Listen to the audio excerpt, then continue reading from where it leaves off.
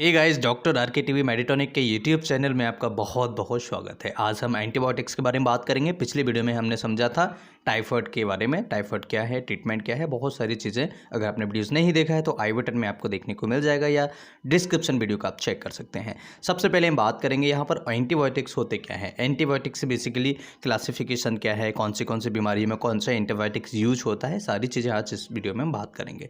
Antibiotics chemical substances produce by a living organism, generally microorganism that is detrimental to other microorganism. Antibiotics commonly are produced by soil microorganisms and probably represent a means of by which organism in a complex environment such as soil control to growth of competing microorganisms that produce antibiotic useful and other diseases problems.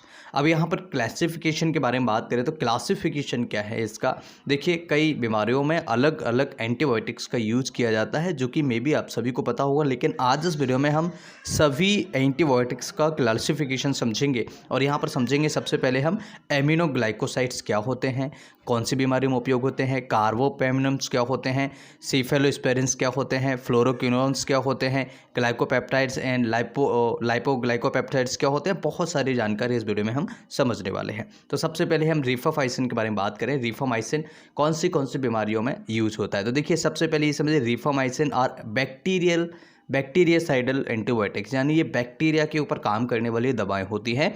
ये दवाओं के अंदर कौन सी दवाएं आती हैं, रिफाब्यूटिन, दूसरा rifampicin, तीसरा रिफाम्पेंटिन एंड फोर्थ नंबर पर रिफाक्जिम। तो देखिए ये जो टैबलेट्स हैं, ये जो दवा आती हैं, ये किसी भी कंपनी के द्वारा बनाई जाती हैं, लेकिन ये दवाओं का जो यूज होता है वो बैक्टीरियोसाइडल एंटीबायोटिक्स, यानी कि बैक्टीरिया को ख़त्म करने के लिए, बैक्टीरियल जो इन्फेक्शंस होते हैं पेशेंट को, ऐसी स्थिति में किया जाता है।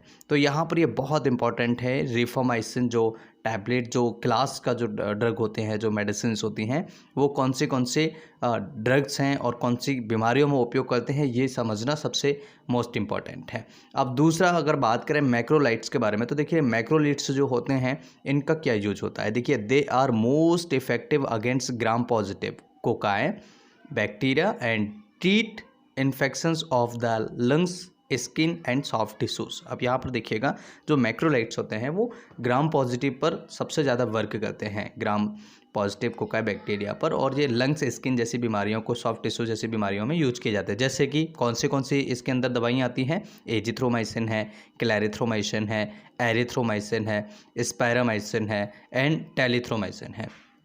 तो देखिए ये जो मैक्रोलेट्स होते हैं इनके अंदर कौन सी दवाएं, ये समझना बहुत ज़्यादा ज़रूरी है। ये जो मैक्रोलेट्स होते हैं ये बहुत इंपॉर्टेंट दवाएं होती हैं, और ये लंग्स के इन्फेक्शंस में आपने बेसिकली देखा होगा कि अपर ट्रैक्ट का जो इन्फेक्शन होता है या स्किन का इन्फेक्शन होता है, सॉफ्ट टिश्यूज़ का जो इन्फेक्शन होता है, उनमें ये टैबलेट्स यूज किए जाते हैं। दोस्तों सबसे ब्रॉड और सबसे ज़्यादा यूज होने वाले हमारे पास दवाइयाँ होती हैं सेफेलोस्पोरिन का। तो देखिए ये फर्स्ट जनरेशन की दवाइयाँ हैं, ये सेकंड जनरेशन की दवाएँ हैं, ये थर्ड जनरेशन की दवाएँ, ये फोर्थ जनरेशन की दवाएँ और फिफ्थ जनरेशन की दवाएँ हैं।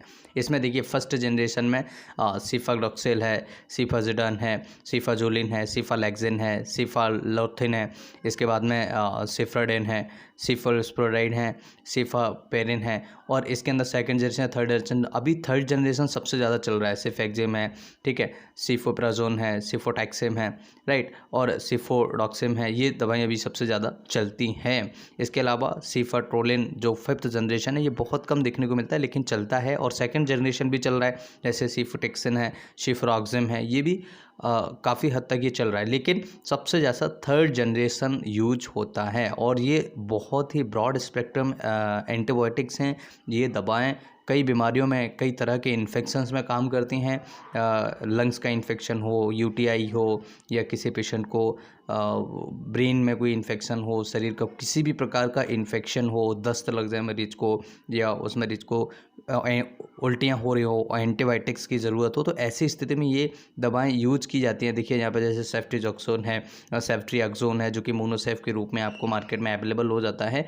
तो second generation and third generation is the common prescribing generation, right. तो फर्स्ट जनरेशन की ये दवाएं आप लिस्ट चेक कर सकते हैं, सेकंड जनरेशन की ये दवाएं जो आप लिस्ट चेक कर सकते हैं, थर्ड जनरेशन की ये दवाएं जो आप लिस्ट चेक कर सकते हैं, एंड फोर्थ जनरेशन की ये दवाएं जिसे आप चेक कर सकते हैं। देखिए मैं यहाँ पर इसलिए आपको डिटेल नहीं बता सकता क्योंकि यहाँ पर ये वीडियो बहुत लंबा हो जाएगा।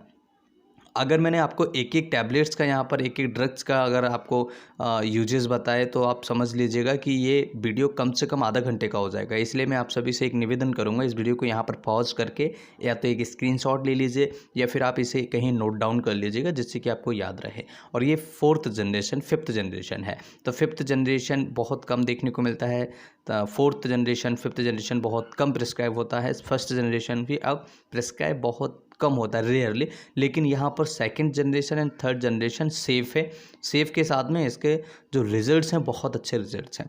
आगे इसके जनरेशन आएगी नहीं आएगी, कब तक आएगी अपन नहीं कह सकते, लेकिन ये जो थर्ड जनरेशन सेकंड जनरेशन है ये सबसे ज़्यादा यूज होने वाली दवाएं हैं।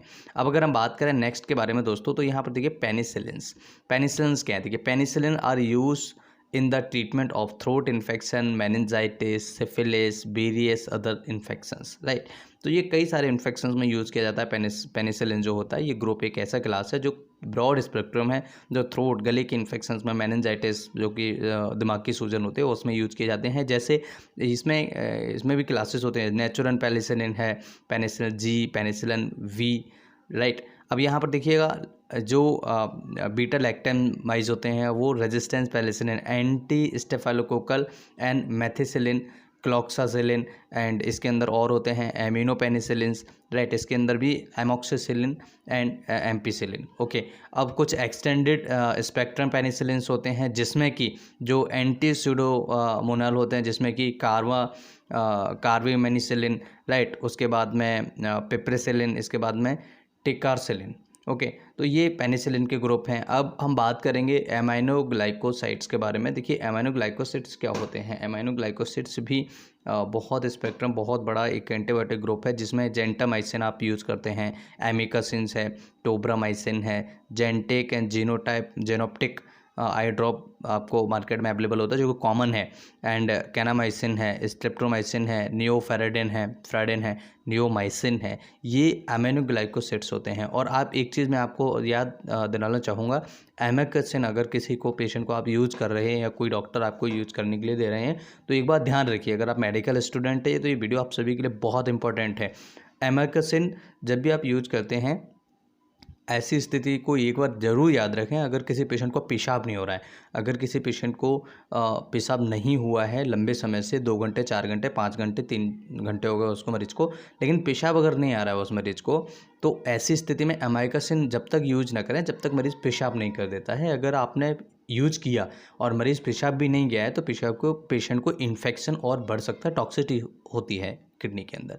अब बात करते हैं दोस्तों ऑक्सालोडिनोन्स के बारे में। तो देखिए ऑक्साजोलिडोन्स जो होते हैं ये क्या होते हैं। देखिए ऑक्साजोलिडोन्स जो क्लास होती है antibiotic that inhibits bacterial protein synthesis and is proven to be effective in the treatment of certain gram positive bacterias. तो ये क्या होते हैं, जो ऑक्साजोलिडोन्स होते हैं ये आपके बैक्टीरियल इन्फेक्शन को कवर करती हैं जिसमें कि लिंचोलिड है और टेडिनोजोलिन है, राइट। अब बात करें ग्लाइकोपेप्टाइड्स के बारे में। देखिए तो ग्लाइकोपेप्टाइड्स जो दवाएं होती हैं वो होते हैं glycopeptides are type of antibiotic which use to treat bacterial infection especially those caused by gram positive organism and enterococcal. देखिए जी ऐसी दवाई होती हैं जो ग्लाइकोपेप्टाइड्स होती हैं वो ग्राम पॉजिटिव और एंटेरोकोकल के द्वारा जो इन्फेक्शन होते हैं उनमें यूज की जाती हैं, बैक्टीरियल इन्फेक्शन में यूज की जाती हैं, जिसमें कौन सी दवाई हैं। देखिए बेनिकोमाइसिन है, ठीक है, टाइकोलपेलिन है, इसके बाद में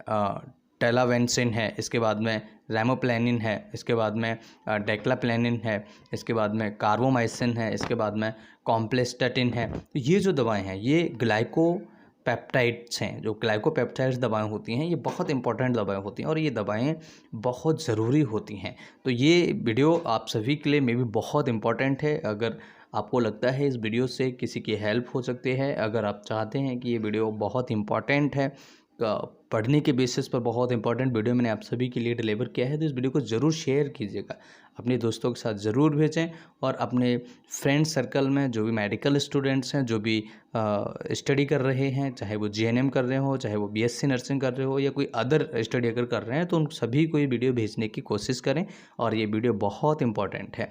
अब अगर बात करें मोनोवैक्टम्स के बारे में, तो देखिए मोनोवैक्टम्स क्या होते हैं। Monobactams work only against aerobic gram negative bacteria जैसे नाइजीरिया स्यूडोमोनास होते हैं। तो जो अभी तक आपने देखा वो ग्राम पॉजिटिव पर काम कर रहे थे, लेकिन यहाँ पर अब ये जो मेडिसिन हैं, जो मोनोबैक्टीरियम्स होते हैं, ये ग्राम नेगेटिव पर भी काम कर रहे हैं।